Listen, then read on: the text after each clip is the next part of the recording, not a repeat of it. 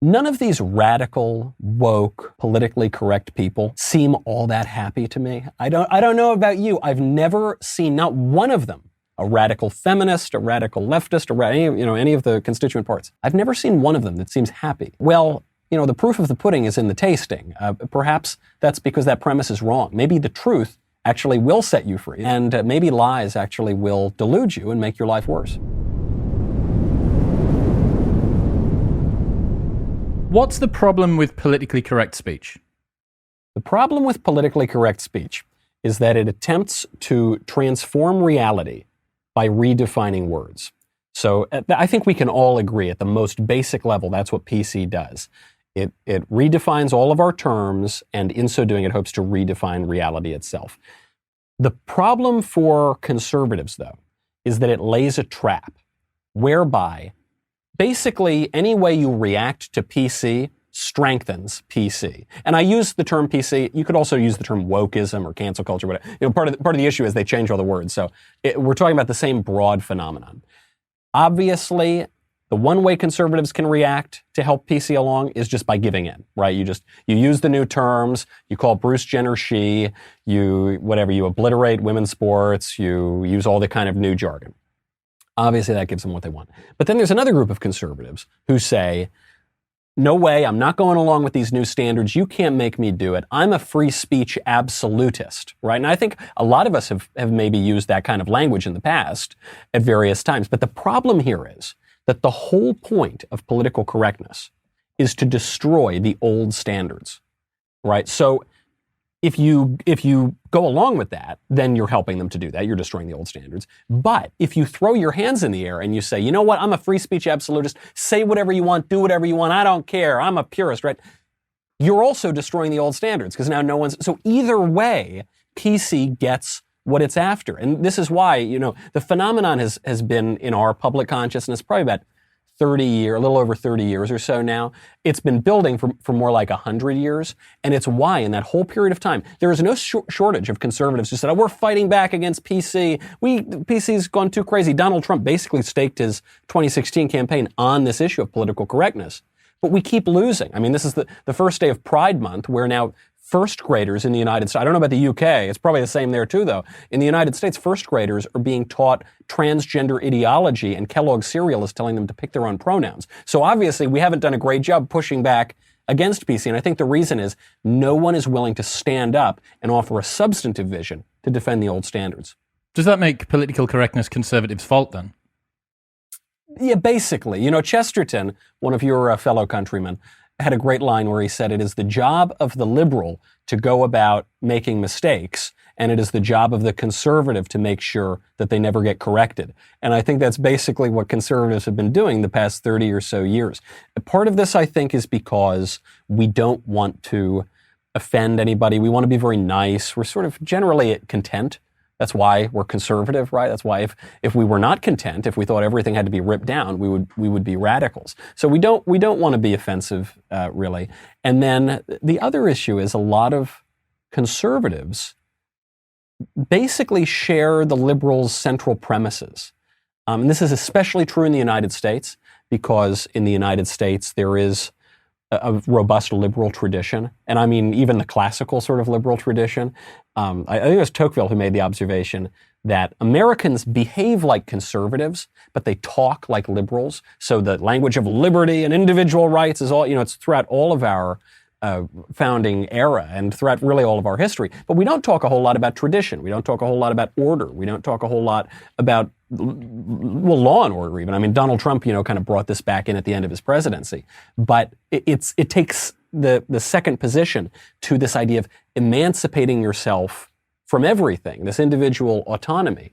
And, ultimately, I think that the only logical conclusion of that is going to be this transgender ideology. And you see it actually with the development of political correctness. First, you're trying to liberate yourself from social mores, from traditions, from religion. Then you're trying to liberate yourself from the family structure. You saw this a lot with second wave feminism. And then ultimately you're trying to liberate yourself from nature. I mean, this is why I know a lot of people believe that transgenderism is kind of the opposite of feminism, right? One says women are real and need to be protected, and transgenderism says women aren't real. It's just men can actually become women too. But it's kind of that logical consequence of this radical liberation, which I think is kind of the theme that defines Western modernity the last 500 or so years.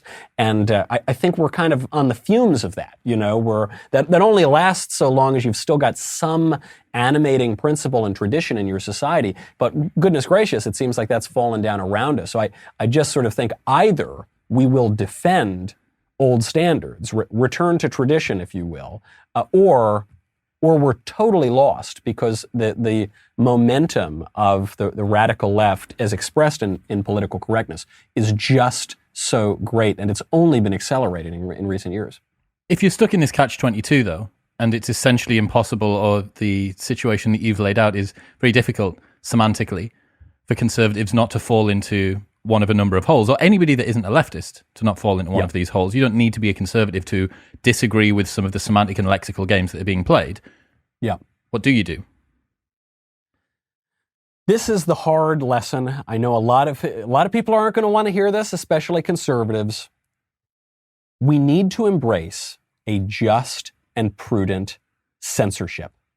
Now, people are going to tune out. They're going to say, Michael, you're That's the word. That's the word. I was always suspicious of that Knowles fella. You're a censor. You're an authoritarian. Okay. From the very beginning of our country, there have been whole swaths of speech that you cannot engage in, that are not defended by the First Amendment or our broader free speech tradition. That includes fraud. You're not allowed to engage in fraud. That includes obscenity. Increasingly, you are actually encouraged to engage in that, but still, we have laws on the books against it from the very beginning. We were throwing pornographers in prison for obscenity as recently as 2009. Okay, it wasn't that long ago, and that was at the federal level. You're not protected from sedition in certain forms, going back to the earliest days of the country, all the way well into the 20th century. There are whole swaths of speech that you're really not allowed to engage in. And the argument for that, by the way, is that certain speech undermines speech. Actually, I'll go back to Chesterton, who has another great line. I think he's the most quoted man in the history of the world. Chesterton says, "There's a thought that stops thought, and that is the only thought that ought to be stopped." And you see this especially in some of the woke PC educational ideologies now. Critical race theory is the one that's very popular, but all the kind of critical theory derivations come out and they say, there's no such thing as objective truth. If you teach a child that there is no such thing as objective truth, first of all, it's completely incoherent because you're making a claim of objective truth that there is no such thing as objective truth, but you're also undermining their education. You're not expanding the curriculum, you're not opening their minds, you're undermining the whole purpose of education, which is grounded in the existence of objective truth and higher faculties of reason and all these sorts of things. Same thing with fraud, right? If you can abuse your speech to commit fraud, you've undermined speech because now speech cannot be relied on to convey any sort of truth. If you rely on free speech protections to defend obscenity, you're undermining free speech because obscenity and all sorts of licentiousness undermine our own freedom. The Founding Fathers were very clear about this. Some of the greatest liberal writers in the classical liberal tradition will say you can't abuse your liberty to the point of licentiousness because then you've undermined your liberty. And the example I use on this is a heroin addict, right? Right now, there's a big push to legalize all sorts of drugs. You see that from the derelicts on the left, but you also see it from some more libertarian types on the right. And they'll say, we got to legalize drugs because it's an unjust infringement of your personal liberty for the government to say otherwise. I think most of us have known drug addicts in our lives, right? Think of the heroin addict who, according to the modern definition of liberty, is the freest man in the world. As long as he's got a buck in his pocket, he can go buy whatever he wants. He can shoot up. Oh, the pinnacle of liberty, the whole purpose of the United States, right? I don't think so. I think actually we all know that man is a slave. He's a slave to his lower base passions and appetites.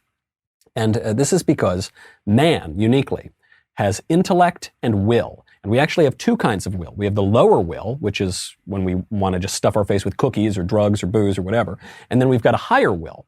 And very often they're in conflict. St. Paul writes about this. He says, the things that I want to do, I don't do, and the things that I don't want to do, I do. And we all know what this means. You've got, you're at the bar and there's a cute chick at the end of the bar and you say, I know, I don't, Michael, don't. But the lower part of you, it's the little devil on your shoulder, right? Who says, go down there. So we've got the lower will, we've got the rational higher will. And the rational higher will is mediating between the lower will and the divine will, which is this divine logic of the universe. And we have an intellect to help sort it all out. And Aristotle says this is what makes us a political animal, more so than any of the gregarious animals. And the expression of that is in our speech, right? That we don't just grunt, we don't just holler. Increasingly we do, actually, in U.S. Congress and elsewhere. But, in our best selves, we are speaking. We're persuading one another. We're using these symbols of words to communicate things about objective reality. And the moment that you compromise that, the moment you say there is no truth to convey, or you say you're not permitted to say these things and you're going to muzzle everybody up, we've just come out of a year where we've literally been muzzled by these masks everywhere, then you are cutting to the heart of what it means to be human and trying to liberate oneself from reality, I think. And I think that's the whole purpose of it, and it's why the left has been so focused on this sort of thing. And unfortunately, the whole time, so many conservatives will look at PC and wokeism and they'll say, oh, it's just a distraction. Oh, who cares if you're going to call Bruce Jenner a she, or it's not. Don't get hung up. We got to talk about real things that matter, like cutting taxes a little bit more again.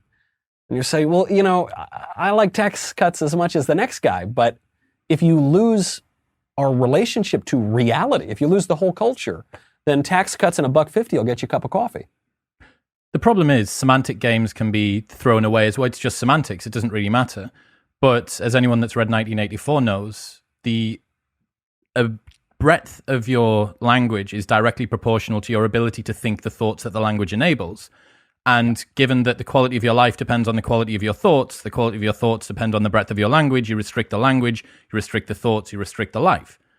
And yeah, as someone that adores speech and language, and it's our language after all, Michael, although you guys deploy it as best and as worst as you can sometimes. We took all the U's out. I know, we did. We made some alterations. Kept hold of faucet, though, for some reason. We dispensed with faucet, but yeah, you kept hold of that. But yeah, it is... I understand why some people think that it doesn't matter. I understand why the death by 1,000 cuts, the very, very slow erosion of language, seems like there are bigger problems out there. But it's so fundamental to your ability to communicate with other people, but more importantly, to your ability to communicate with yourself. Because if you can't put the thoughts that are in your head into words, even for yourself, it's really the same as not being able to think them. Because the process of formulating thoughts into words, it concretizes them in a way that nothing else does. Otherwise, it's just a notion, right? It's just this cloudy, ephemeral sort of wishy-washy thing, and you can't really grab a hold of it. You put it into words, and it takes form.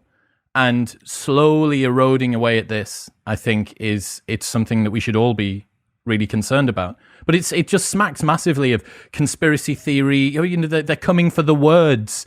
And you think, well... It's hard to find a narrative that puts across the seriousness of it without getting caught up sounding like a cancel culture devotee yourself. George Orwell, as you point out, saw this happening 60 years ago, 70 years ago.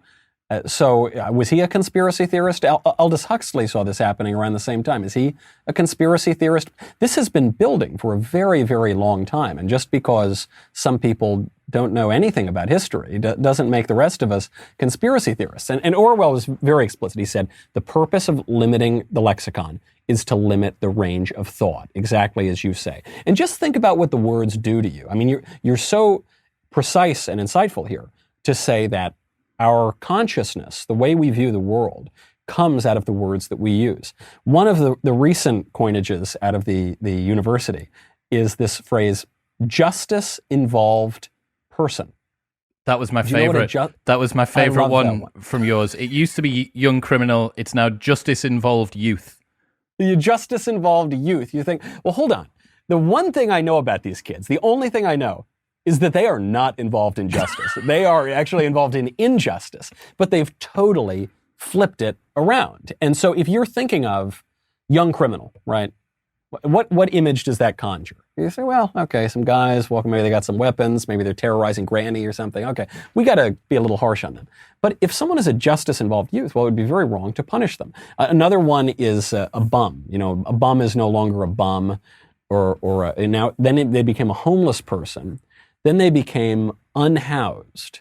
The unhoused people. Well, if they're unhoused, that seems like it's kind of my fault, is it? Everybody else is housed. What's happened to them that they've been unhoused? Well, no, they've unhoused themselves, usually through poor choices or through mental illness or whatever. But we don't want to deal with any of that. We can never permit there to be a moral explanation or consequence for people's behavior. It's always got to be somebody else's fault. And if you use all that language, I guess the clearest one is just the pronouns. If you refer to Caitlyn Jenner, well, even if you call him Caitlyn, that conjures a certain image. But if you refer to Bruce, the future governor of California, if you refer to him as her and you say she's this and she did this and she won the decathlon, some years ago, and she did this and she did that, you're going to picture a woman. And the issue is, he is not a woman. And he might very much wish to be a woman, and he might even think that he is a woman, but he isn't. And the insistence that we participate in this lie, the insistence that we participate in a delusion, is not only deeply offensive, but it is the end of society. If we cannot agree on the most basic aspects of reality, then we are not going to agree on anything else, and self-government will not be possible. What it seems to me is that it's compassion poorly aimed. That a lot of the concessions that I make, and I'm sure that you make with regards to your language, simply out of the lack of arseness to be able to just get into another argument, a lot of those come from a place of goodwill. They come from the place that, look, I think that this is perhaps a good concession to make. Or you bring up in the book that there's some variance to do with people that are mentally disabled. And there are ways to remain factually correct, which are emotively less harsh, right? Yes. So those are ways that we can play around with it. But how do you avoid that being a slippery slope? How do you stop it from going from perhaps something which most people would agree is offensive and accurate to something which is less offensive but still accurate to something which is neither offensive nor accurate? I love this point. By the way, it just occurs to me, I think you are the first interviewer who has read the book. And this is not to knock other interviewers but we've only just recently sent the book. It only went to the printer about a week or so ago, and we sent out some advance copies. So I am very honored. Thank you for reading the book. Welcome to the UK, Michael. I know. They're really, people in the UK, they read, they're very sort of urbane. There are two different kinds of euphemisms, right? A euphemism just sugarcoats harsh realities with nice terms. And PC is certainly a form of euphemism because you're redefining all these words. But I'm not, just like I'm saying that I'm not against all forms of censorship, just like I'm saying that I'm not against all forms of ostracism or cancel culture even, I'm also not against all euphemisms. When I see a woman of a certain age, I'm not going to call her an old hag. I'll call her a woman of a certain age. Now, that's obviously a euphemism, but it's not a euphemism that contradicts the reality. The thing is, she is a woman of a certain age. But technically, every woman is. Technically, every single woman is. But we all know who we're talking about. We all know we're talking about older women when we say that. If I say, I'm going to go hit the water closet, or I'll try to affect a little Britishness here. Or if I say I'm going to go, if a woman says I'm going to go powder my nose, she may very well powder her nose. She's going to do other things, but you just don't want to conjure those images in polite conversation. Okay, that's fine. If, to your example on mental illness or people who are a bit slower, if you call them a bit simple, a bit slow. Even the word retarded was a euphemism for previous terms, and because of the euphemism treadmill, you're going to regularly change those euphemisms. It's just the way it works. That's perfectly fine. That's not contradicting the reality. A handicapped person, we went from cripple to handicapped. Okay, that doesn't contradict the reality. It makes it a little less harsh and offensive. But then we went to handy-capable.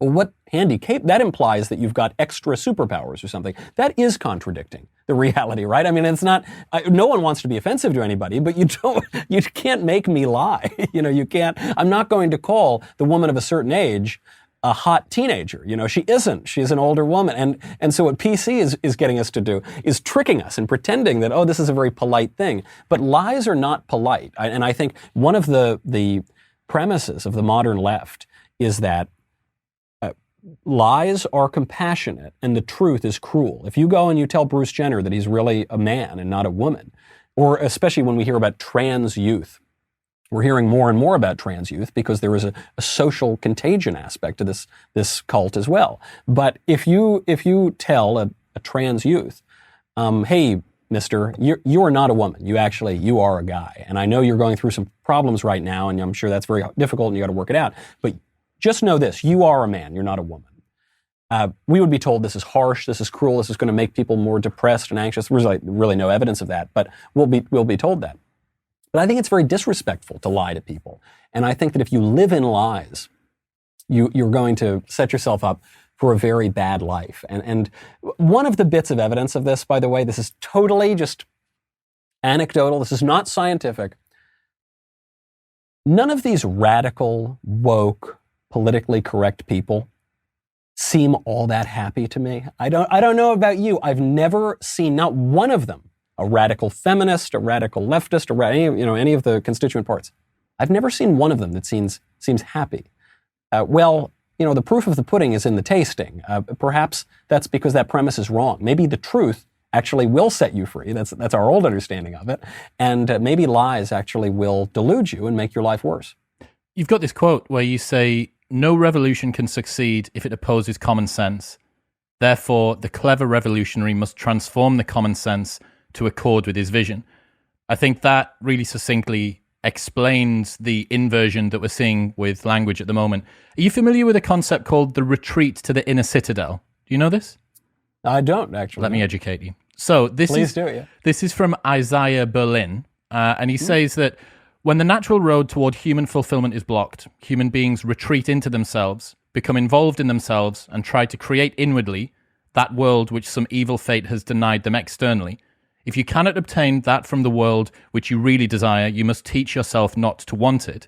If you cannot get what you want, you must teach yourself to want what you can get.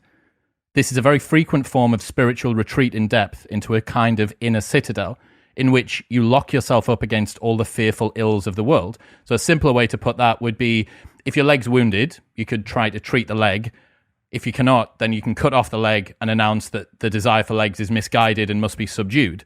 So basically, if you can't win at a game, you stop playing. You say that you never cared about the game and you create your own game with rules that you can more easily win at. So this is something that I've been trying to put in for years, and a buddy explained this to me, and it's a red pill that I can no longer stop seeing. So if people can't get a relationship to work, how many of them declare that all monogamous relationships are just restricting and they go polyamorous? Or they can't gain status in a meritocracy, so they announce that the system's rigged and it keeps people down, and now they're going to gain status by being a critic of status structures at large. Or you struggle to be popular and well-liked, so you convince yourself that you're an introvert. Or you find losing weight difficult, so you say that losing weight has no bearing on health and that any encouragement to lose weight is an attack on your identity. Or you have trouble staying out of jail, so you say that jobs are for suckers and you just retreat to a life of crime. All of these different things, these retreats to an inner citadel, to me seem to be a big explanation for what we're seeing with much of the language. It's, look, here are some things, some levels of discomfort that I've come up against in the world.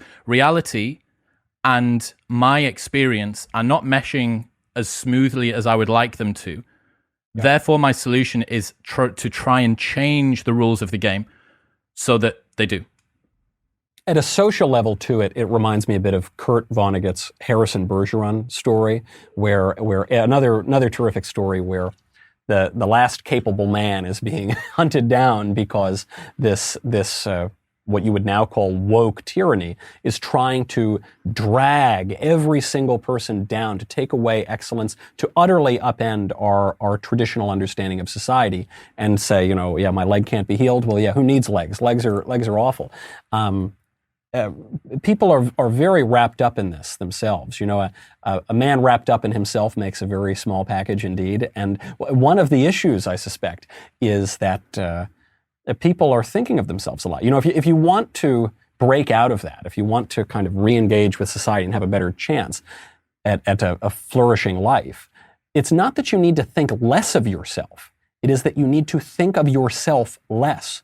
No one's asking you to think less of yourself, but we are now told that we are not allowed to tell the man who thinks he's a woman that he's really a man, because gosh, it would be so awful for him. It would be so, he just has this problem, and so we all need to go along with that. We're not allowed to say that it's better to be married than not to be married, and going back to our example at the bar, hitting the bar every night and picking up the cute chick. Well, some people just can't get married. Right, that's too bad. Yeah, people suffer. Everybody suffers, okay? You and I have suffered. Everybody watching this right now has suffered. And the fact of that is not a reason to deny that there is such a thing as the good or the true or the beautiful. The fact that we don't always get to attain it, the fact that not every kid gets a perfect SAT score, is not an argument for doing away with the SATs. Right? It's an argument for hopefully people can work a little harder, and we need to be nicer to people maybe who can't, succeed in a certain way, and we've got to bring them in and help them flourish. Yeah, sure, I'm all for that. But don't destroy the conception of excellence. Don't destroy the understanding of good and true and beautiful. And this is something conservatives have really fallen for, because when the left comes in and destroys the old standards, they'll say, look, what you think is good, I think is bad. What you think is true, I think is false. What you think is beautiful, I think is ugly.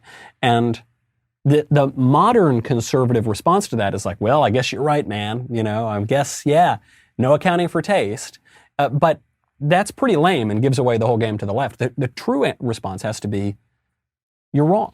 You're wrong. We're right and you're wrong. And by the way, if you're right and we're wrong, you need to convince me of that. You need to make an argument that persuades me. But the radical subjectivism that we have all fallen into is what has allowed these kooky theories to take hold. I mean, you referenced this point I made in the book earlier on, which is that the revolutions need to take control of the common sense. This is the insight that began political correctness. It began about 100 years ago.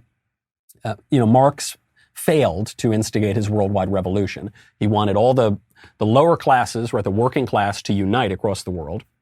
They were going to throw off their shackles and the chains of industry, and didn't happen. Turns out that the working class feels much less of a bond to its fellow proletarians than it does to its fellow countrymen, its fellow parishioners, its fellow members of their race, its fellow whatever the group is going to be.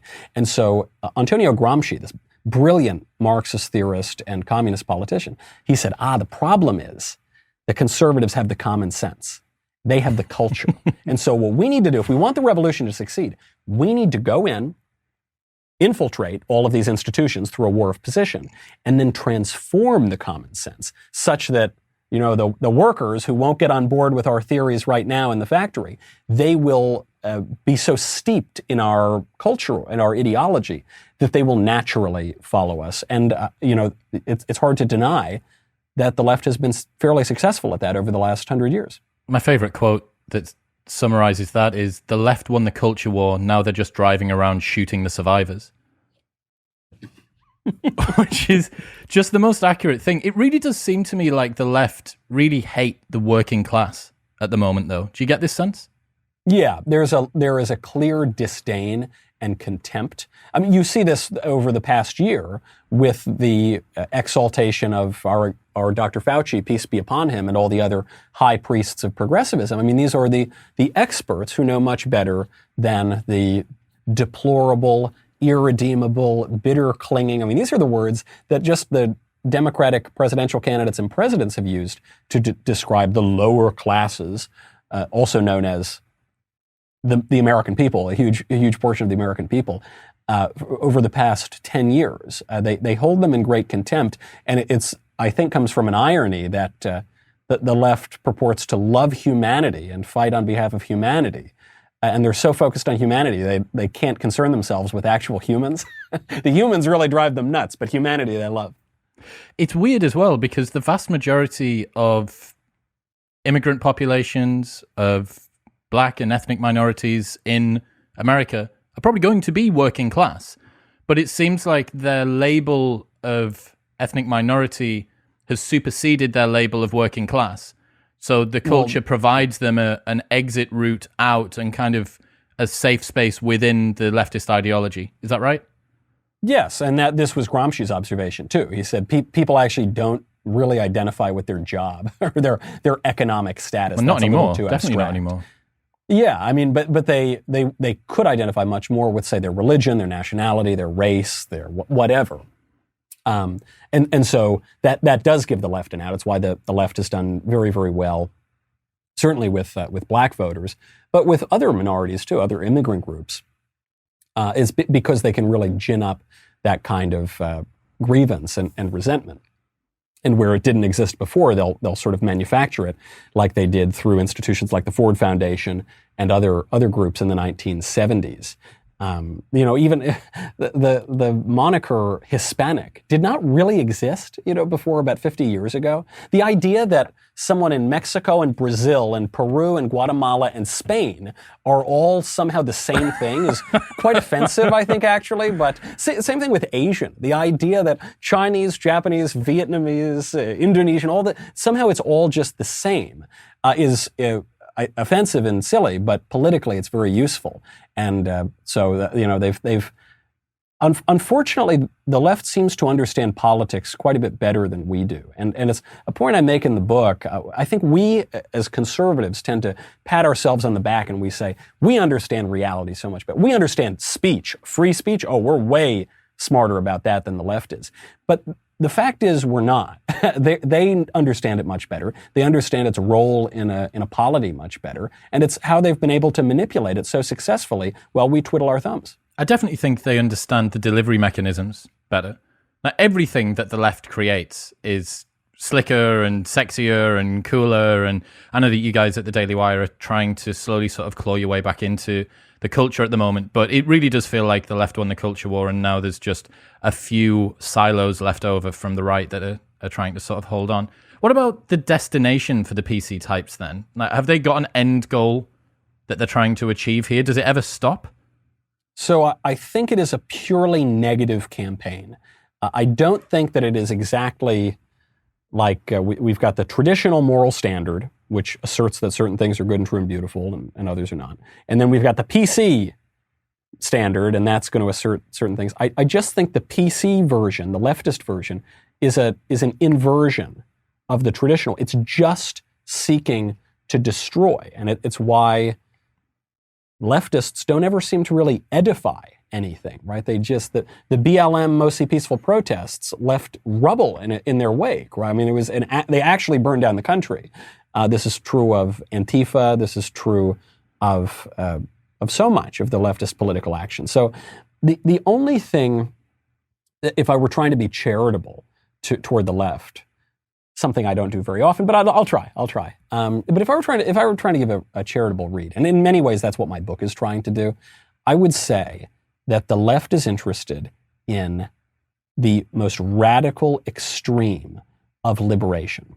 And the most radical extreme of liberation is self-undermining. It destroys your liberty because it requires you to liberate yourself from reality, from nature, into this mad mind. Another one of your countrymen, John Milton, I think described this quite well in Paradise Lost, where, and actually he described your discussion of, the guy who can't get his leg to work right. He says, well, I hate legs, I don't want it. When Satan is cast down into hell, he says, well, good. Who needs heaven? I don't. The mind is its own place, and it can make a hell of heaven and heaven a hell.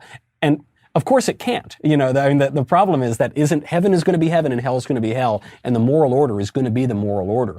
But people can delude themselves a lot, and it will lead to misery, as is happening right now. Turning the bar stool upside down can only last for so long, though. You can't create a foundation upon nothing. So what I'm interested in, it's fascinating living through this slow motion car crash and kind of watching it all unfold. But what I'm interested in is where this ends up, and none of us are clairvoyant, but I still do think it's a fascinating thought experiment to go, okay, so just roll the clock forward. Let's say that everything becomes deconstructed and the utopia arrives. What then? Like if all of the conservatives decided that they were going to back off, what would be the end goal? Because all of the groups that we're talking about, or whichever group they decide to latch onto to use as the vanguard of the next particular political push forward, that then gets sliced up into increasingly finer and finer slivers. So it's not just black people, it's black feminists, then it's black feminists who are differently abled, then it's black feminists that are differently abled that like Mexican food, and then so on and so forth. It just continues to be chopped and chopped up. And you think, well, that's self-defeating. That's the snake that eats its own tail. And inevitably, all of those groups have differing... You see this with LGBTQ+, right? You see the T's don't really have an awful lot to do with any of the other groups that are in there. And the G's and the L's actually don't have anything to do with each other other than their mutual disdain for each other because they don't care about each other sexually. And then my interesting thought experiment is, where does it end up? You roll the clock forward. What happens then? It ends up in the abolition of humanity. And what I mean by, I hate to sound hyperbolic, but yes. But I think that's exactly what it does, because it's an antisocial ideology that says our only obligation is toward our own selves, and ultimately even to our own basest appetites. And so it views social relations such as they are as merely contractual or predatory. So, the traditional understanding is that we love one another, we love our fellow man, we treat our neighbors as ourselves. And so when one loves someone, you are willing the good of the other. If I love you, I'm not just going to treat you as an object for my personal pleasure. I'm actually, maybe I'll have to sacrifice. No greater love has a man than to die for his friends. Maybe I'll have to give you some tough love if you're going in the wrong direction, but I'm really willing it for you. But I think the modern radical vision of it is that other people are merely around for our financial betterment, for our sexual pleasure, for our personal amusement, but this deeper foundation of society is totally gone. And it actually, another Englishman, C.S. Lewis, describes this kind of demonic love in the Screwtape Letters, where he depicts this kind of love as a desire to consume. The uncle demon loves his nephew demon because he wants to eat him. He wants to totally devour him. So I think it ends there, and then it breaks society. So no longer is man the social or political animal. But it also robs us of our speech, because if there is no such thing as objective truth, and if in some cases we're literally not allowed to speak, we're being shut up and censored from speaking the truth, then our essentially human quality is gone too. And so when I say that the end game of this radical leftism is the abolition of humanity, I mean, anything that distinguishes human beings from animals, from the beasts, would be taken away. Our social bonds and our ability to communicate reality, to perceive truth and to communicate that would be taken away. And so we'd be divvied up into essentially a perfectly atomized world, just individuals with no bond to anybody else. And we would be grunting animals with sticks because we couldn't persuade anybody of anything. We wouldn't speak the same language. We increasingly don't speak the same language. So then politics becomes less a practice of persuasion and building consensus, and much more a process of imposing one's will and interest on another person or another group, which increasingly you are seeing that happen, and you're seeing the decline of deliberative government, and you're just seeing a bunch of yelling and screaming and violence in the streets. And that's so my bleak picture of that utopia is it would look a lot like warring tribes of animals. Well, you see this with the eco movement at the moment, right? Green, as Alex Epstein calls it, is human racism. He says that it's such self-hatred of the human race. And it's almost cool at the moment within certain circles to talk about the disdain that you have, a curse on the earth, destroying Mother Nature, as he calls it, the perfect planet hypothesis, that everything would be fine if only we weren't here. And yet, in the same sentence, many of those people will have an overlapping ideology with people that want to completely change the current way that the planet is made up and the way that everybody's preconceptions about how the world works should operate. And it seems as well, encouraging people to be mindful and precise of the language and the words that they use makes sense to me. But demanding tolerance becomes undermined when the people doing it are insanely overbearing and intolerant. It's like punching someone in the face in the name of peace. But to give them their due, there's a very infamous essay on this topic by Herbert Marcuse, who was one of the Frankfurt School critical theorists who then reappeared in the 1960s as the father of the New Left. And he wrote this essay called Repressive Tolerance. And it's a diabolical little essay where he says, look, the current mainstream tolerance that we have in the West is very wicked and evil because there are certain things are off limits and certain things are censored and ostracized, but the dominant sort of Western view is protected. And so what we need to do is go in and correct this. And so a liberating tolerance, according to Marcuse, would not tolerate conservatives, right? It would just censor conservatives and encourage speech from leftists. And his argument is that the conservatives are not tolerant, and so you can't coherently tolerate intolerance. And I think he actually makes a decent point, not in the particulars, but in the broader principle. You cannot have any sort of society that, no matter how tolerant the society is, that would undermine its own existence. You just can't do it. It doesn't make any sense. And even the great philosophers on toleration talked about this. John Locke, who is the father of liberalism, for goodness sakes, he wrote in the letter concerning toleration, he said, well, look, we've got to tolerate everybody and we've got to be really nice and tolerant, except for atheists. We should never tolerate atheists. Those guys, man, because, according to Locke. Doesn't that align with what you suggested at the very beginning? That there needs to be a concession. There does need to be a small amount of this that's permitted.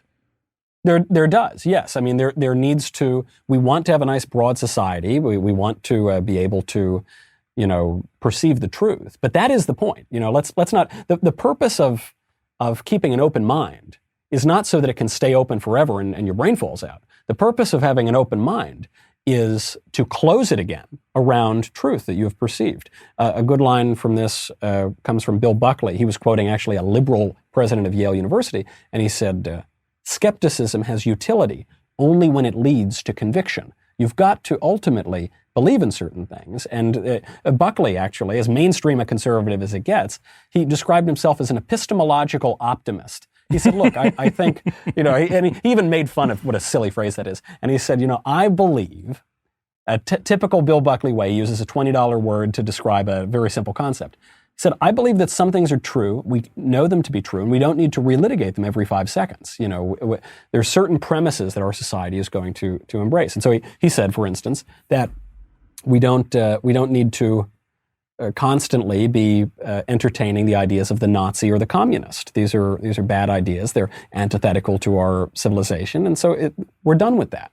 And your point is so perceptive on the self-hatred involved here. There is no country or no civilization ever in the history of the world as self-hating as ours is. I mean, we're the only people on Earth who are constantly prattling and babbling on and on about how terrible we are, and how, as though people in the West pretend that we invented slavery. We're the only civilization in history that has abolished slavery. Slavery still exists in virtually every other part of the world, except for in the West, and yet we pretend that we're unique. I suppose we are unique in the fact that we abolished it. We pretend that we're the only racist civilization. We're the least racist civilization in history. Every other country in the world is extraordinarily racist. Not us. We take people in from all sorts of backgrounds and things like that. But I suspect a lot of this comes down to a very personal point, which is that people hate themselves. We've gotten to a point in society where people really seem to hate themselves, and they say that mankind is overpopulating the earth. Now, none of these people, by the way, who talk about overpopulation ever want to take themselves out of the population. It's always somebody else comes out. But, we kill our children through abortion, 1 million a year in the United States. We are trying to convince people not to have children quite as much, whether for ecological or social reasons. This is why the birth rate has plummeted. I mean, it's now at a historic low, but you could say that every single year we seem to hit a new historic low. We want to give away territories, cede them back to conquered peoples. It's a bizarre thing. And I suspect there's a religious component here as well. Cardinal Manning has a good line. He says, all human conflict is ultimately theological. Cult and culture come from the same root word. And I suspect a little bit of that self-hatred reflects a hatred of God, in whose image we are made. And it's why there seems to be such a bizarre religious component to all of these various ideologies, notably transgenderism, which adopts a Gnostic view of human nature. The idea that our bodies have nothing to do with who we really are, that we're purely soul, in contravention of the true understanding of ourself, which is that we're body and soul put together. It's curious to me that the radical left simultaneously advances these two apparently opposite views. One, that we're just meat puppets, just synapses firing off in our brain, all our hopes and joys are illusions, the materialist view. And then the other, that our bodies have nothing to do with who we are, and a man can be a woman if he really feels that way, the Gnostic view. They're opposites, but they both contradict the traditional view. And I think actually that's a good example of the way that political correctness works. It doesn't matter what argument they're putting out at any given moment, as long as they destroy the traditional understanding of the society. Talking about the big picture and the globe at large, I often think about this. I read a lot of Existential Risk, which, just in case the current situation wasn't cataclysmic enough, it makes it feel even worse. And what I'm thinking is how much of the smartest minds of our generation's time has been taken up debating stupid shit over the last 5 to 10 years or so. Literally, some of the best brains on the planet have had the lion's share of their online time spent debating whether men are men and women are women or not. And right. The concern is, I can't quite put my finger on it. The debates around semantics are immediately visible. You can see the unfolding of all of the consequences of at least the speech itself, not the second order, third order effects of what happens due to the speech. But you can at least see the argument on its own merits, right? But what you can't see is what happens down the line from that. What is the world that we could have had if we hadn't got caught up with this or that or the other? And it seems like you look at the Wuhan lab leak flip-flop from Facebook that's occurred recently, right? That's a prime example of a semantic game being played. This type of speech is not allowed. Okay, so the speech is obvious, it's very easily defined, and it's immediate. You can shut that down. But when the facts start to catch up to the narrative 8 months, 12 months later, you think, okay, so actually what we did was we punished people who had truth as opposed to people that had falsehood. I'm not sure if it's true. It might be, it's purported, it's possible, it might be probable, but, at least it should have been permitted. And you think, of course, this asymmetry in the pace at which arguments are visible, I think lends unfair weight toward people that want to play semantic games as opposed to people that want to root what they're doing in reality, because reality is always going to move more slowly. The consequences are always going to be seen down the line. Does that make sense? It does make sense. And it brings to mind that meme that shows up where someone will say, this would be the world if so-and-so had never been born, and it's futuristic, and it's, everyone's in flying cars and everything, If only Dr. Fauci stopped speaking, then, this would have happened. Usually it's, they come from the left, but right, then we'd all be in this very advanced civilization. I think that's true. However, the thing we've got to grapple with is where the fault lies in ourselves. And, I'm all for owning the libs and dunking on the left when they're going crazy, which is all the time. But we can't just leave it there. I mean, the fact is that the left has developed its ideas in a certain culture. And so when we say we want to defend the West against the predations of the radical left, well, the radical left arose out of the West, right? I mean, the left, even the term the left, goes back to the French Revolution. And the French Revolution was a historic tragedy, but that came from somewhere too.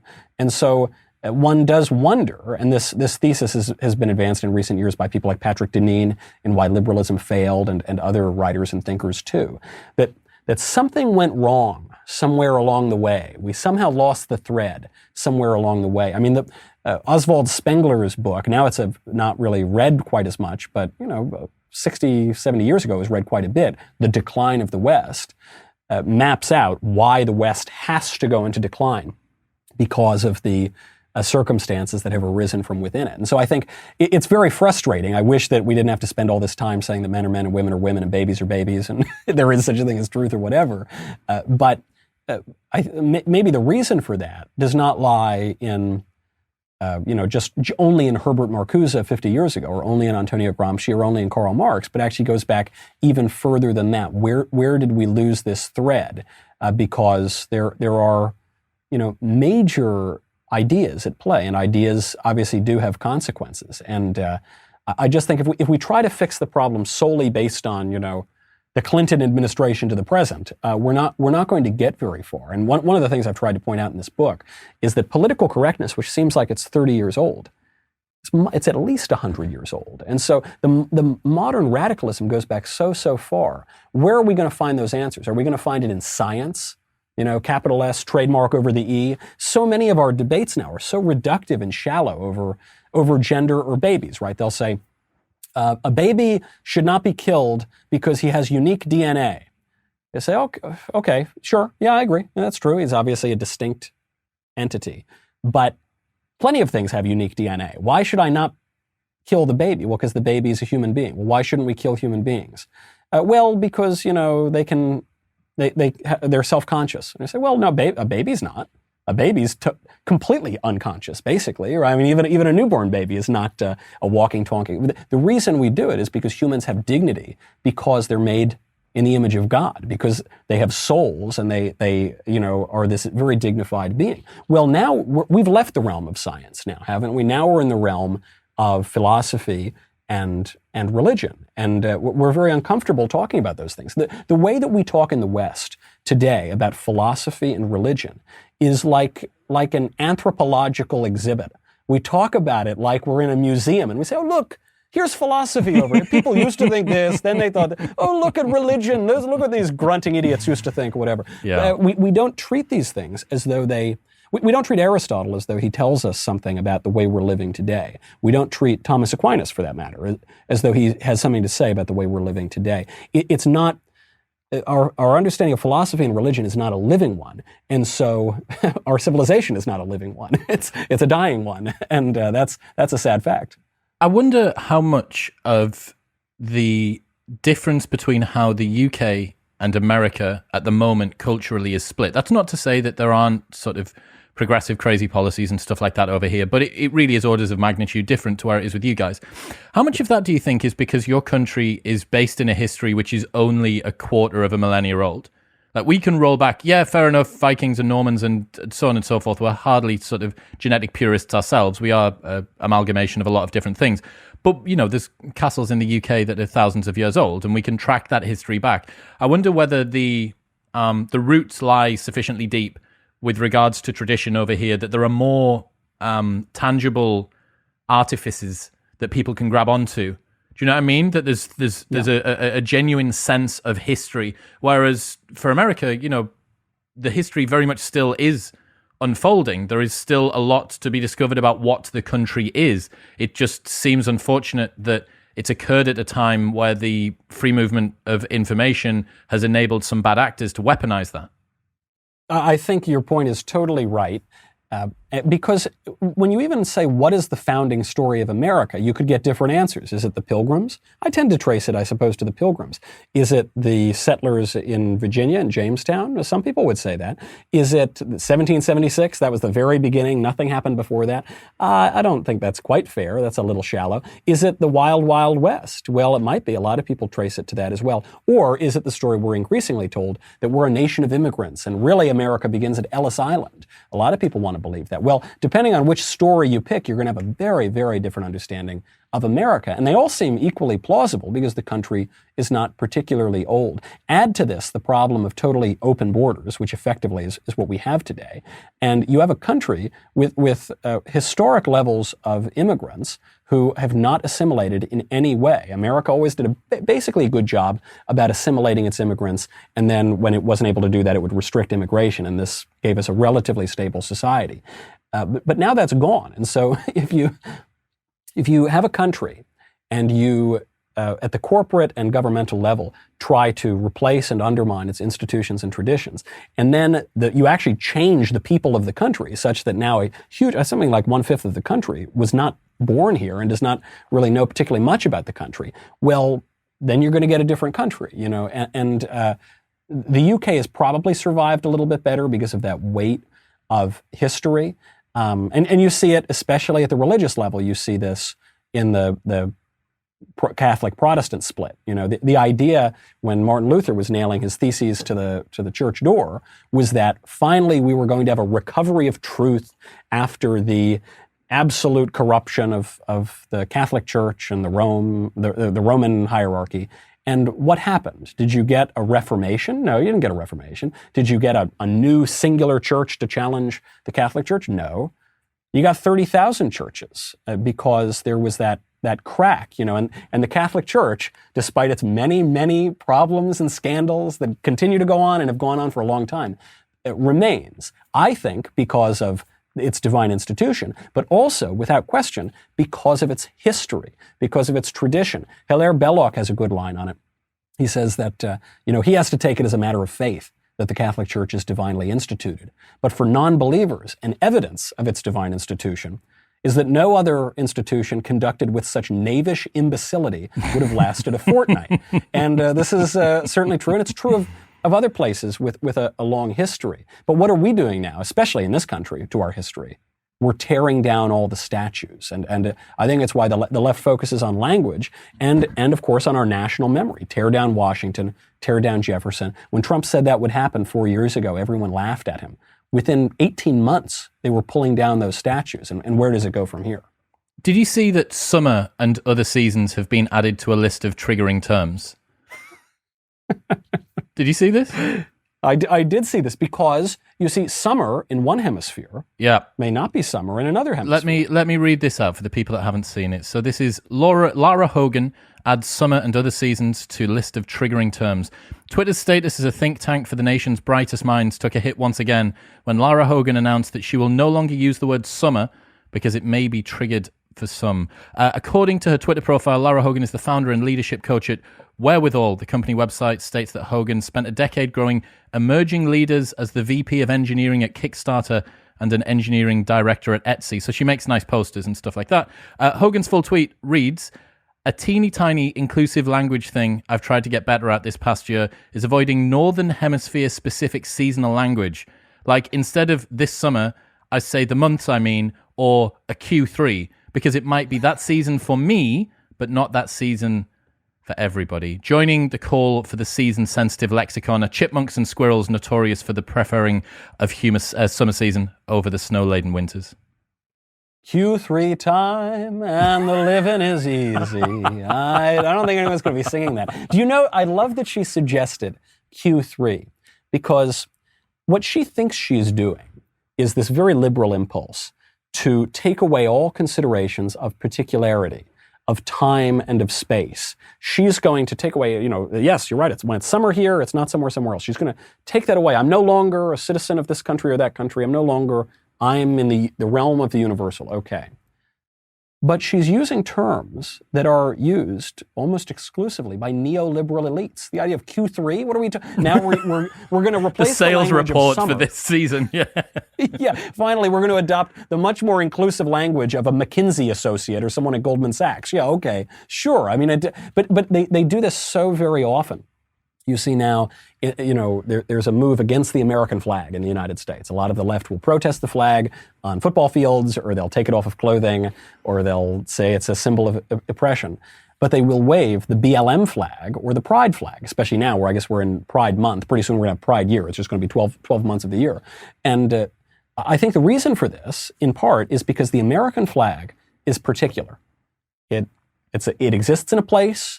It exists in a time. It has certain people. It's got the mountains and the various seas. But the pride flag is universal. It applies to everybody. It makes imperial claims. This is why I think they're now flying it on embassies around the world. The American flag makes no claim on someone in Iran or on the Iranian society. The pride flag does. BLM, the same thing. It describes this worldwide phenomenon of the oppression of black people at the hands of white people. And so that flies around too. They want to in the name of liberty and tolerance, talk in these universal terms. Universality. I'm a citizen of the world. Yes, that's exactly what I had in my head. But the irony is, it's as imperialistic as anything. It's actually more imperialistic than the national claims, which are at least somewhat modest. Well, they're bounded. They're at least bounded, but even now our nation is not bounded because the borders are totally open. Yeah, I couldn't believe that. You just think that if you say good day to someone, is that it's nighttime somewhere? If you say good morning, it's evening time somewhere. I don't know, man. I don't know. I can't work out if we're closer to 1984 or A Brave New World. It feels like some awful love child of both. I think it's Brave New World. I agree, yes, it is, but it's not a love child like 50-50. No. Sometime in the future, they're going to figure out how to engineer our DNA so we're only like 10% this guy and 30% this guy and this or whatever. I think it's about 10% George Orwell, specifically because of the language focus of the radicals, but I think it's about 90% Huxley, because Huxley, and Huxley actually made this point to Orwell, because Huxley was Orwell's teacher. French teacher. Right, yes, I think so. And so read the book, Michael. Yeah, that's right. Truly, I'm so honored because you've read the book now probably more recently than I have, so you could probably tell me things about the book. Yeah, maybe. But yes, Huxley was Orwell's French teacher, and he said, George, your dystopia is fine, the language stuff is good, but you think that the totalitarian government is going to rule with an iron fist, and it's going to, take away all people's sorts of pleasures, but no, actually, what's going to happen is the totalitarian government is going to rule by playing to people's pleasures, by getting people so drugged up on actual drugs, by getting people so oversexed with casual, non-committed sex that they're totally outside of their faculties of reason, and they're susceptible to being controlled. And when you look around our society today, worst opioid crisis we've ever seen, marriage rates in the doldrums, but people having creepy sex, all over the place, doing all sorts of things with any number of people, and that being normalized. We're seeing that, and we're seeing the idea normalized that any sort of sacrifice, any sort of burden, any sort of suffering is wicked and evil and has to be overcome so that we can just pursue our passion. You do you. Don't yuck my yum. This kind of language. I mean, that's the language of Huxley's world state. That is not the language of Orwell's Big Brother.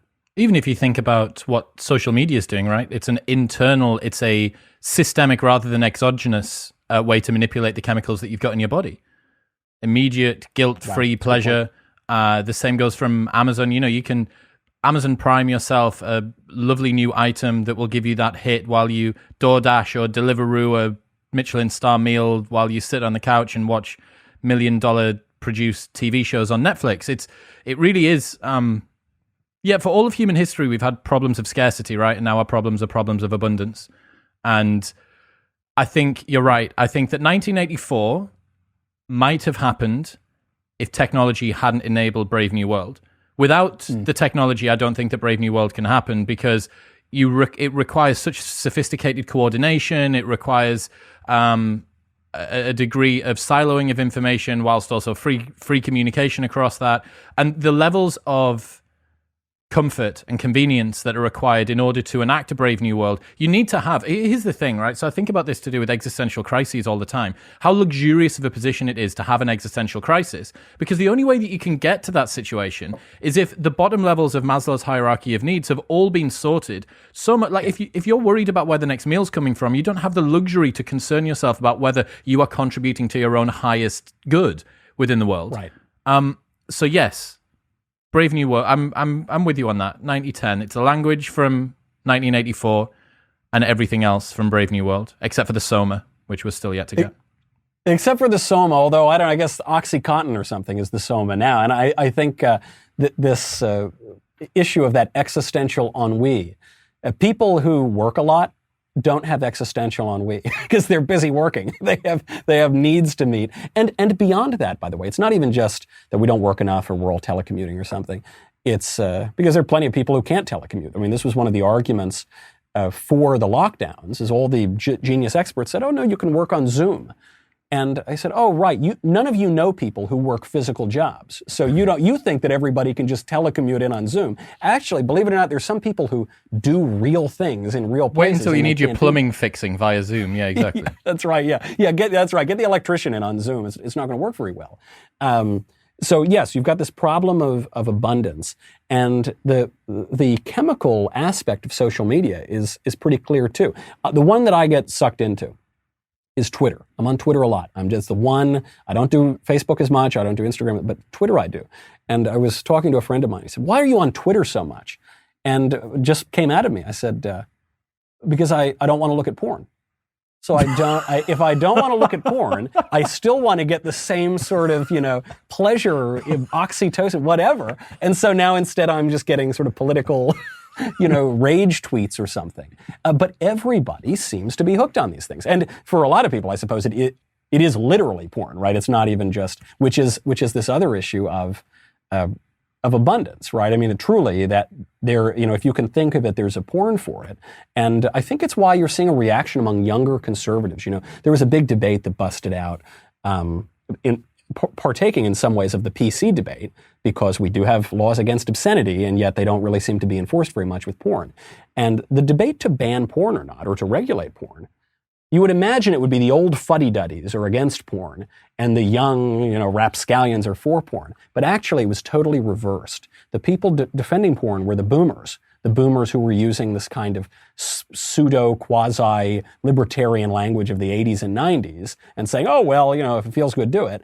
And the younger people who grew up on this stuff, who I think the median age of porn exposure for boys is like 11 years old or something. And they were saying, no, man, this is really bad stuff. It's kind of messed me up. It's hard to work through. Like, how are we not regulating this? And, they are obviously much more in tune with political reality than these throw your hands up conservatives who get rid of all the standards.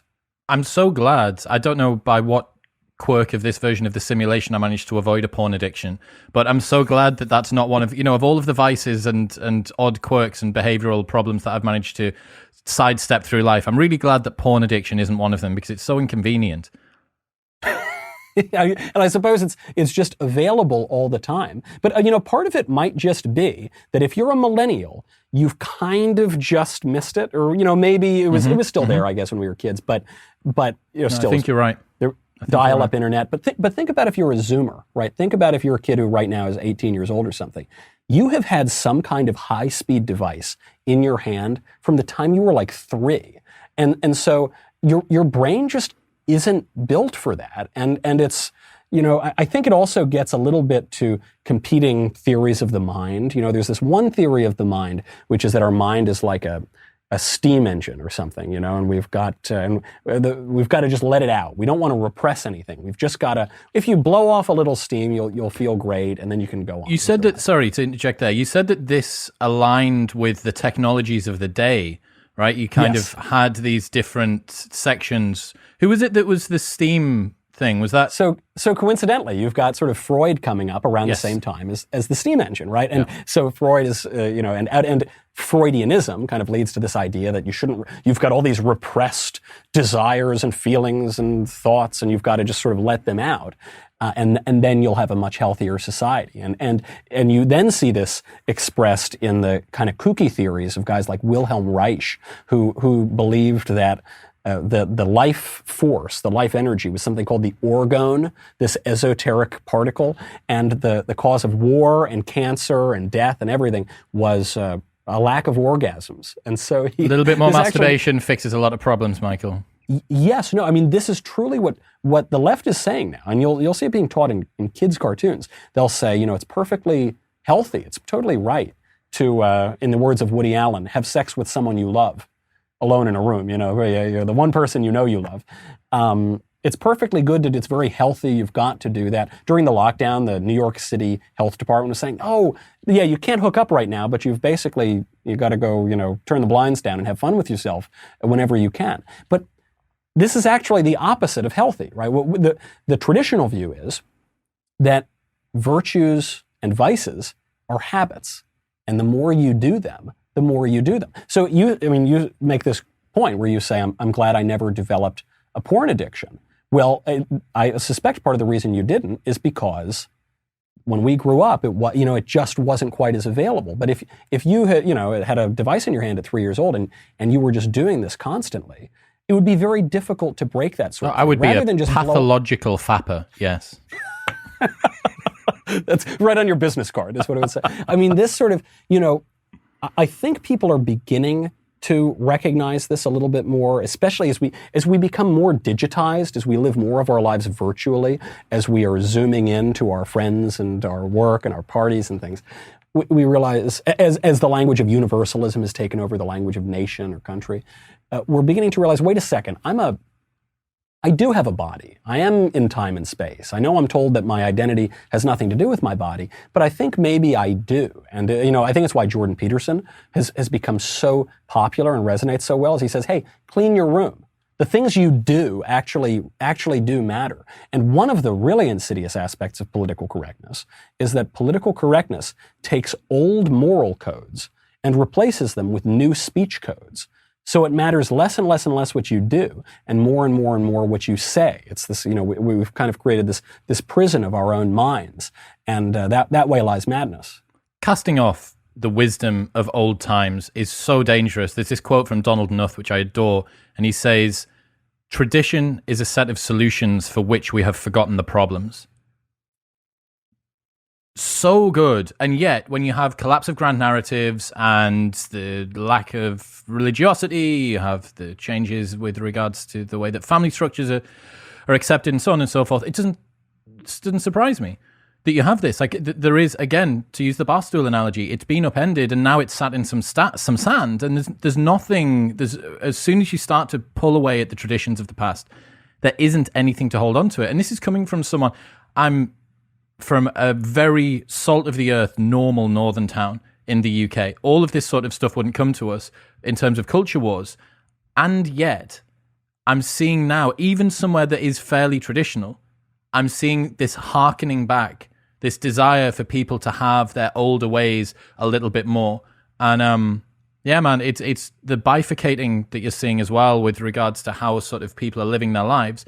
But again, as you brought up there, first we make our habits, then our habits make us, right? You can tell anybody that you want, you can do what you want. You can eat the ice cream, but when the diabetes comes for you in 10 years' time, reality will end up winning, because reality doesn't stop. And if your language and the lexical manipulation is malleable, that's going to fold around reality as it comes in. Okay, so now diabetes is what, like an accepted side effect of you eating whatever you want because you shouldn't be told that you're supposed to diet? That doesn't seem like a very healthy way to go through things. But because the effects of a semantic game are immediate and the consequences of a semantic game are delayed, we've got to it. I've done it. That's what it is. I think that plays a big part in it. You have these lagging measures that occur down the line, but you have the lead measures that happen during the argument. And those are the ones that people are playing about with at the moment. But as Douglas Murray says, when the barbarians are at the door, we'll be debating about what gender they are. If you don't focus on the here and now with the future, the consequences of the future in mind, you're going to end up with a future that you really, really don't want to live in. We do, and we also have to acknowledge something that the left gets right. And the diabetes example is a very good one. People's private decisions and private behaviors have public and therefore political consequences. Public and political are synonyms. Now, the left uses this. They'll say, look, we ought to be able to tell you whether you can smoke or not because we're going to pay for your health care. And we've got this federal healthcare city healthcare program, and so we ought to be able to tell you whether you can smoke or not. And you say, okay, I don't want you to tell me whether I can have my nightly cigar, but I do understand the logic here. And conservatives, well, obviously we want to have some sort of a private sphere. We want certainly protections for the family, for local government, local community. It is the case that if you have a country of vicious people, if you have a country that just engages in every vice under the sun and they are allergic to virtue, then it doesn't matter how nice your Constitution looks, doesn't matter how beautiful your Supreme Court building is, you're going to have a vicious country. Your private life will have that public effect. And this is why, I think the collapse of religion, any kind of traditional understanding of religion is so bad here. What you've seen actually is, as religion has fallen apart, right, and religion entails that every time I commit a sin, at least my religion, because I'm Catholic, every time I commit a sin, I've got to take note of it. I've got to count it. I've got to think of the circumstances. I have to go into a little black box and tell a man in a collar what I did to receive absolution from God. Yes. Yeah, not him. No, I mean, it's really anxiety induced. How many times have I gone to confession? A zillion times. And every time I still think, oh gosh, I did this horrible thing. Oh, I did it again too, And, but I know that I'm answerable in my most private moments, in my most private thoughts. Even if I break it, even if I fall short, as we all do, I know that I am answerable here in the public. But for the people who say, okay, I'm done with religion, often you'll hear, I'm spiritual, but not religious. It just usually means I'm not that interested in God, but I'm very interested in me. I think I'm a pretty interesting chap. So that if you've got that idea, or even the idea that, a private confession is sufficient, or, if you just think about something and it's fine. C.S. Lewis makes fun of this idea too. Then there's really no accountability for what you do in private. And when there's no accountability whatsoever, don't be surprised when that bleeds out into the public. I've never realized the symbolic nature of going through that process in church. I've never realized that, but it makes a lot of sense. It reduces the lag between the semantic game or the thought or the immediate action, and it creates a breakpoint in between that perhaps being instantiated as first we make our habits, then our habits make us. The repetition of that is going to be much harder if every time that you go back and you do go to confession, you're like, what, this again? This St. Michael again? Yeah. So talking about social media, have you been watching what Steven Crowder has been getting up to recently? I've been friends with Steven for years, and whenever he texts me, I sort of think like, what have you done now? Oh no, what did he do now? What did he do this time? What's he in trouble for? And yes, I mean, they are gunning for him, I think, in a special way, because they can go after him on the jokes, and they can say the jokes were too far. And because he's so mainstream, I think he may be the most mainstream conservative that big tech has really gone after. What do you think we've got to learn from his situation at the moment? Well, I mean, the man has cojones of steel.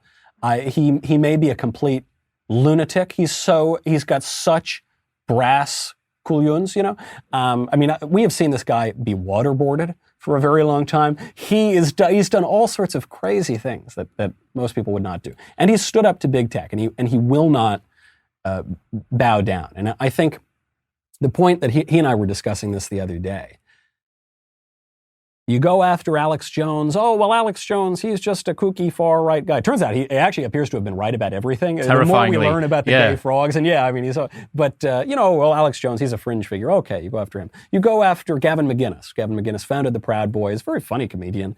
But no, his jokes, they went too far. Okay, you got to get rid of Gavin McInnes. Now you're going after Steven Crowder. I mean, Steven Crowder, I think he has the largest online following of any conservative, basically, certainly in the top 3.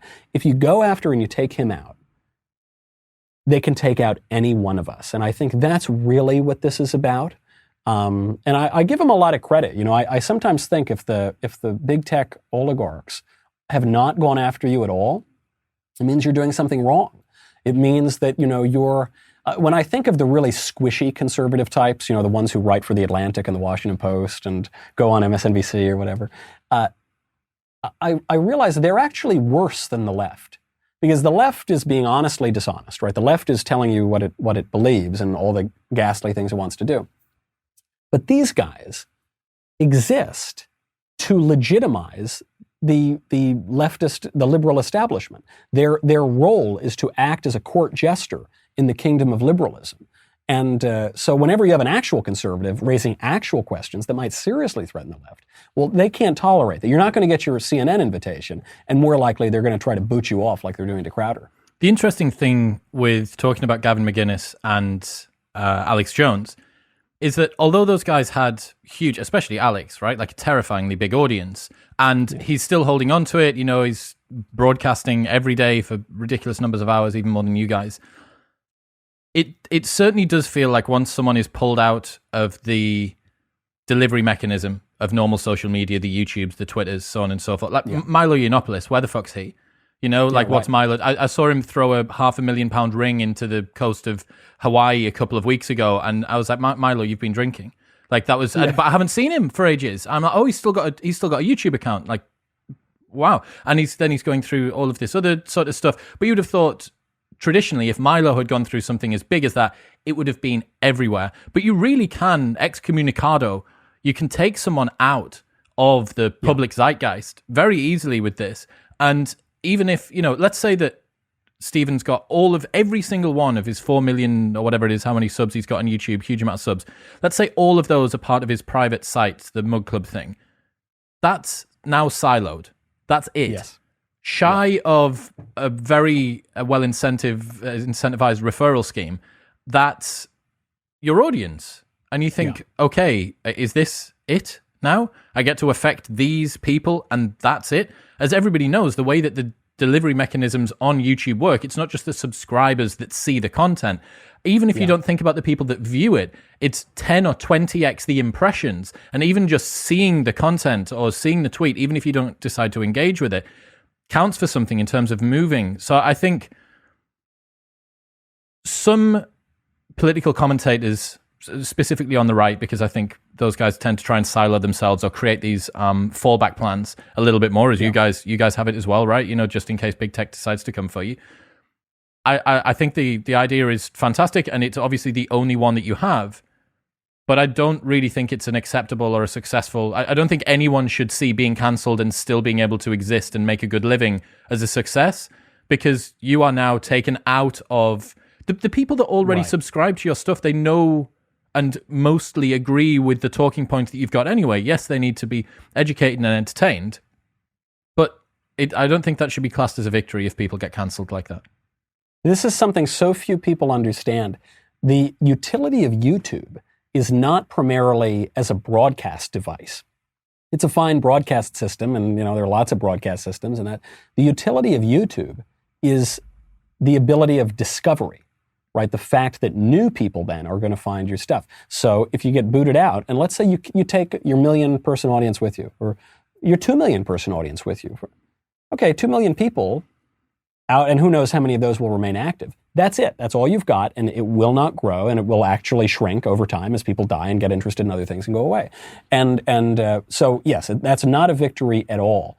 And the censorship and the ostracism is real. I mean, Milo Yiannopoulos got truly canceled, truly unpersoned, and now he's out of the public discourse. So this again ties into the trap. Conservatives are reacting to cancel culture one of two ways. Either they'll say, Alex Jones really did say some things that are not good, and that's okay. I think it was fine, as long as it's just Alex, and it's totally fine, right? So the squishes go along with it.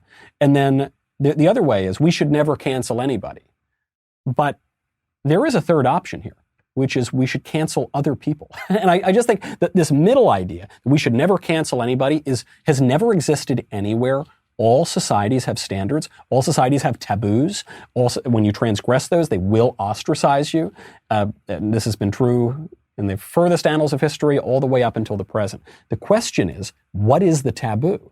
Who is going to be ostracized? In the 1940s and 50s, we prosecuted and ostracized many communists. This was colloquially known as McCarthyism, but it wasn't just McCarthy. I mean, he was one anti-communist senator, but there was the House Committee on American Activities. There was the Hollywood blacklist. These were largely distinct institutions, and what it meant was if you were advocating the overthrow of the United States government, the way of life, if you were actively supporting the Communist Party, which is a front for the Soviet Union, then you were out, you were canceled. And I think that's a great thing. The difference is that in the 1950s, you were canceled if you were a communist. And today, you are canceled if you are not a communist. And if conservatives understand this, and we say, ostracizing people who are contrary to our understanding of the world and our way of life, that's a fine thing. What the left will tell us and the squishes will tell us is, well, now you're no different than the left. But we are. It actually is a different thing to cancel communists as it is to cancel anti-communists. And it's a different thing to wave the hammer and sickle than it is to wave the American flag. And I just think that, yes, politics involves form. It involves certain, broad abstractions. But it also involves substance and particulars. What are you being canceled for? That's not a very scalable solution, is it?